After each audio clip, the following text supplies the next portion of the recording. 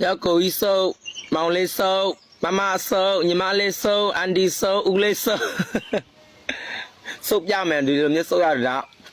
အဲ့လိုမျိုး收ရတယ်ပေါ့နော်အဲ့လိုမျိုး收ပြီးစားရတယ်ပြီးရင်ဒီလိုမျိုးစားရတယ် Hello အခုကကြတော့သမင်းစားပြမှာဖြစ်ပါတယ်ဒီနေ့ကမနေ့ကသွားရှာလို့ရတဲ့ပေါ့နော်ဟင်းရွယ်ပေါ့နော်အဲ့အတွေနဲ့တော့စားပြမှာဖြစ်ပါတယ်ဒါကြတော့မနေ့ကသွားကောက်ထားတာပေါ့နော်မနေ့ကသွားကောက်ထားတဲ့ဗီဒီယိုလေးမှာပေါ့နော်အမဒါခယူဘယ်လိုစားပြတယ်စားပြမယ်နော်ဒါကြတော့ငရုတ်တီထောင်းလေးပေါ့နော်ငရုတ်တီလေးကိုဘယ်လိုထောင်းထားလဲဆိုတော့ငါ6လေးနဲ့ပေါ့နော်ငါ6လေးနဲ့ထောင်းထားတယ်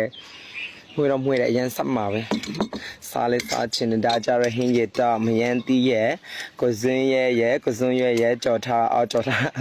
မယန်းတီးနဲ့ကိုစွန်းရဲ့ကိုပေါ့နော်ချက်ထားတာဟင်းရတော့ဒါကြတော့ဒီနေ့အိမ်မှာချက်ထားတဲ့ငါ6ဟင်းလေးပေါ့နော်ငါ6မယန်းတီးလေးနဲ့ချက်ထားငါ6ကိုပေါ့နော်စီလေးနဲ့